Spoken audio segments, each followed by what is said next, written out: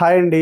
ఈరోజు మీకు నేను కొత్తగా కర్రీ పాయింట్ పెట్టాలనుకునే వాళ్ళకి, క్లౌడ్ కిచెన్ మెయింటైన్ చేయాలనుకునే వాళ్ళ కోసం 1 కేజీ బెండకాయలతో కర్రీ చేస్తే మనకి ఎంత ఆదాయం వస్తుంది, ఎంత ఖర్చు అవుతుంది, ఎలా చేస్తే రుచిగా వస్తుంది కర్రీ, మనం దాంట్లో ఏ ఏ పదార్థాలు ఎంతెంత మోతాదులో వాడాలి, ఉల్లిపాయ ఎంత తీసుకోవాలి, చింతపండు ఎంత తీసుకోవాలి అన్నది ఈ వీడియోలో అయితే క్లియర్గా చూపించానండి.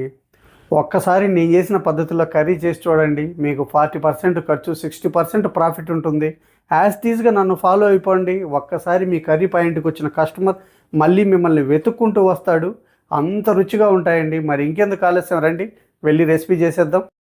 1 కేజీ బెండకాయలండి ఇవి. వీటిని శుభ్రంగా కడుక్కుందాం.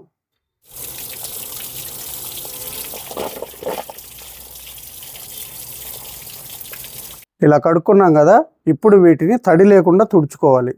లేదంటే మనం కర్రీ చేసినప్పుడు బంకగా వస్తుంది. కర్రీ పాయింట్లో అంత టైం ఎవరికి ఉంది? వాళ్ళ ఇష్టం అది. వాళ్ళు కడిగి నీట్గా చేసుకోవాలి. కస్టమర్ రావాలంటే ఇలా చేసుకోవాలి, లేదంటే అలాగే కడగకుండా వేసేసుకోవాలి. కూరగాయలన్నీ పండించేటప్పుడు కెమికల్స్ వాడతారు కాబట్టి కంపల్సరీ ఇలా వాష్ చేసి శుభ్రంగా ఇలా తుడుచుకుంటేనే కర్రీ నీట్గా ఉంటుంది. తిన్న కస్టమర్ మళ్ళీ 2వ రోజు కూడా వస్తాడు. బిజినెస్ ఇంప్రూవ్ కావాలంటే ఇలాంటివి చెయ్యాలి ఓపిక్గా. ఇలా తుడుచుకున్నాం కదా శుభ్రంగా. ఇప్పుడు అటు ఇటు తోకలు తీసేసి అంగుళం సైజు ముక్కలుగా కట్ చేసుకుందాం. మొత్తం ఇలానే కట్ చేసుకుందాం. బెండకాయలు మొత్తాన్ని ఇలా కట్ చేసుకున్నాం కదా. ఇప్పుడు వీటిని పక్క పెట్టేసి ఇప్పుడు ఒక 50 గ్రాముల చింతపండుని ఒకసారి శుభ్రంగా కడుక్కుందాం.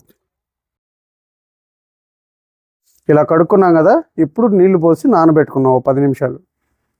ఇప్పుడు ఒక 100 గ్రాముల ఉల్లిపాయలను కూడా కట్ చేసుకుందాం.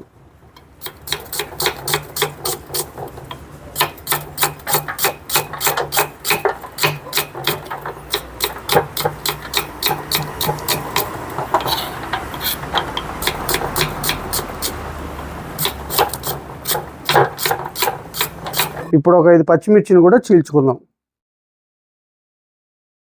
ఇప్పుడు 1/2 కిలో టమాటాని కూడా కట్ చేసుకుందాం.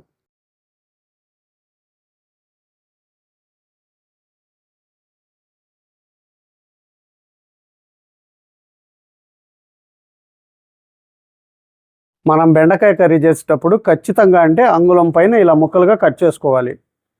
ఉల్లిపాయని తాలింపుకి ఇలా పొడవుగా కట్ చేసుకోవాలి, సన్నగా కాకుండా. ఇలా కట్ చేసుకుంటేనే ఈ రెసిపీకి పర్ఫెక్ట్గా ఉంటుంది. టమాటా ముక్కలు వచ్చేసి ఇలా చిన్నగా కట్ చేసుకోవాలి. మరీ చిన్నవి కాదు, మరీ పెద్దవి కాకుండా ఇలా మీడియంగా ఇలా కట్ చేసుకుంటేనే మన కర్రీ అన్నది చూడటానికి బాగుంటుంది, తినటానికి ఇంకా రుచిగా ఉంటుంది. మరి రెసిపీ స్టార్ట్ చేద్దామా? ఇప్పుడు స్టవ్ మీద ఒక కడాయి పెట్టుకొని 1/2 టీ స్పూన్ మెంతులు, 1 టేబుల్ స్పూన్ మినపప్పు, 1 టేబుల్ స్పూన్ ధనియాలు. ఇప్పుడు స్టవ్ని సిమ్లో పెట్టుకొని దోరగా వేయించుకుందాం. మనం వేసిన దినుసులు దోరగా వేగాయండి. ఇప్పుడు ఇందులో 1 టీ స్పూన్ జీలకర్ర, 3 వెల్లుల్లి రెబ్బలు. ఇప్పుడు వీటిని కూడా ఒక 1/2 నిమిషం పాటు వేపుకుందాం. ఇలా వేపుకున్నాం కదా. ఇప్పుడు స్టవ్ ఆఫ్ చేసుకొని కొద్దిగా చల్లారబెట్టుకుందాం. దినుసులు చల్లారాయండి. ఇప్పుడు ఇందులోనే ఒక 50 గ్రాముల వేయించిన పల్లీలు వేసి మెత్తగా పొడి చేసుకుందాం. ఇప్పుడు స్టవ్ మీద ఒక కడాయి పెట్టుకొని 4 టేబుల్ స్పూన్లు ఆయిల్ వేసుకుందాం. మనకు కర్రీ చేసేటప్పుడు ఆయిల్ కొద్దిగా ఎక్కువ తీసుకోవాలండి కర్రీలకి, అప్పుడే మనకు బాగుంటుంది. నేను ఇక్కడ 100 ml ఆయిల్ తీసుకున్నాను. ఆయిల్ వేడైందండి. 1/2 టేబుల్ స్పూన్ ఆవాలు, 1/2 టేబుల్ స్పూన్ జీలకర్ర, ఒక 2 రెబ్బలు కరివేపాకు, కొద్దిగా ఇంగువ. పోపు వేగిందండి. ఇప్పుడు మనం ముందుగానే కట్ చేసి పెట్టుకున్న ఉల్లిపాయలను వేసుకుందాం. ఇప్పుడు ఈ ఉల్లిపాయలని రంగు మారేంత వరకు వేపుకుందాం. ఉల్లిపాయలు ఇలా రంగు మారితే సరిపోతుందండి. ఇప్పుడు ఇందులో 1 టేబుల్ స్పూన్ అల్లం వెల్లుల్లి పేస్ట్. ఈ అల్లం వెల్లుల్లి పేస్ట్ని పచ్చివాసన పోయేంత వరకు వేపుకుందాం. అల్లం వెల్లుల్లి పేస్ట్ వేగిందండి. ఇప్పుడు ఇందులో 1/2 టేబుల్ స్పూన్ పసుపు, 1.5 టేబుల్ స్పూన్ సాల్టు, 3 టేబుల్ స్పూన్లు కారం, ఒక 5-6 పచ్చిమిర్చి చీలికలు, మనం ముందుగానే కట్ చేసి పెట్టుకున్న టమాటా ముక్కలు.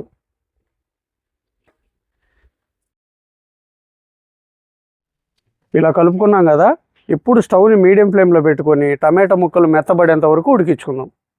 టమాటా ముక్కలన్నీ ఇలా మెత్తబడ్డాయి కదా, ఇప్పుడు ఇందులో మనం ముందుగానే కట్ చేసి పెట్టుకున్న ఈ బెండకాయ ముక్కల్ని వేసుకుందాం. అలాగే మనం ముందుగానే ప్రిపేర్ చేసి పెట్టుకున్న చింతపండు పులుసు. ఇప్పుడు ఒకసారి మొత్తాన్ని బాగా కలుపుకుందాం. ఇలా కలుపుకున్నాం కదా, ఇప్పుడు 1 లీటర్ నీళ్లు పోసుకుందాం. ఇప్పుడు మూత పెట్టి స్టవ్ని హై ఫ్లేమ్లో పెట్టుకొని 8 నుంచి 10 నిమిషాలు ఉడికించుకుందాం. 10 నిమిషాలు అయిపోయిందండి. బెండకాయ ముక్కలు కూడా 90% ఉడికిపోయినాయి. ఇప్పుడు మనం ముందుగానే ప్రిపేర్ చేసి పెట్టుకున్న ఈ మసాలా పొడిని వేసుకుందాం. అలాగే మనం వేసిన ఉప్పు, కారం, పులుపును బ్యాలెన్స్ చేయడానికి 1 అర టేబుల్ స్పూన్ బెల్లం కూడా వేసుకుందాం.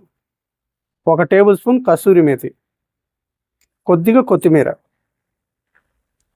కసూరి మేతి వేసుకుంటే మంచి ఫ్లేవర్ వస్తుందండి. కూర మంచి రుచి కూడా వస్తుంది. మీరు ఖచ్చితంగా మిస్ అవ్వకుండా వేసుకోండి.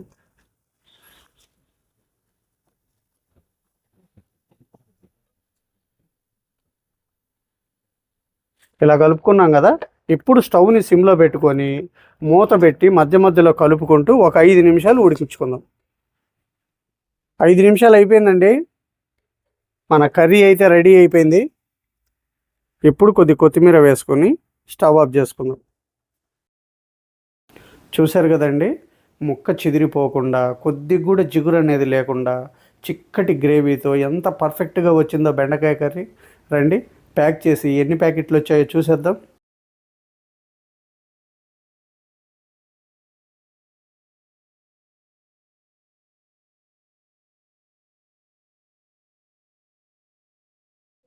చూసారు కదండి, మొత్తం ప్యాక్ చేసుకున్నాం కదా, ఎన్ని ప్యాకెట్లు వచ్చాయో కౌంట్ చేద్దాం. 1 2 3 4 5 6 7 8 9 10. చూసారు కదా, మనకి 10 ప్యాకెట్లు వచ్చినాయి. ఇప్పుడున్న మార్కెట్ రేట్ ప్రకారం ఒక ప్యాకెట్ అమ్మితే 25 రూపాయలు వస్తాయి. ఈ 10 ప్యాకెట్లకు వచ్చేసి 250 రూపాయలు. ఇందులో మన ఖర్చు వచ్చేసి 115 రూపాయలు, అంటే మనకు 135 రూపాయలు మిగులుతాయి. వర్కర్ లేకుండా మీరు ఓన్గా చేసుకోగలిగితే. వర్కర్ని పెట్టుకుంటే రెంటు, వర్కర్ ఖర్చు మొత్తం ఆ 35 కూడా తీసేయండి, 100 రూపాయలు ప్రాఫిట్ ఉంటుంది. నేను చేసే ఈ ప్రతి కర్రీ కూడా మీరు ఓన్గా చేసుకొని మరింత లాభాన్ని పొందాలని చెప్పేసి మీకు సులువైన ప్రాసెస్లో చేసి చూపిస్తున్నాను. మీకు ఏదైనా కర్రీ కావాలంటే నా కామెంట్ సెక్షన్లో చెప్పండి. మీకు ఇదే పద్ధతి ప్రకారం కిలో కొలతల్లో మీకు చేసి చూపిస్తాను. మీ ఖర్చు కూడా నేను కామెంట్లో పెట్టానండి, మీరు చూసుకోండి ఖర్చు ఎంత వచ్చింది, అన్నయ్య ఎలా చేశాడు అని చెప్పేసి. మరి నా పద్ధతిలో మీరు కర్రీ చేసి మీ కర్రీ పాయింట్లో మరింత లాభాలు రావాలని నేను మనస్ఫూర్తిగా కోరుకుంటున్నాను. మరి ఈ రెసిపీ కానీ మీకు నచ్చినట్లయితే ఒక లైక్ చేయండి, షేర్ చేయండి, మన ఛానల్ని సబ్స్క్రైబ్ చేసుకోండి. మళ్ళీ రేపు ఒక మంచి రెసిపీతో మీ ముందుకు వస్తాను. Thank you.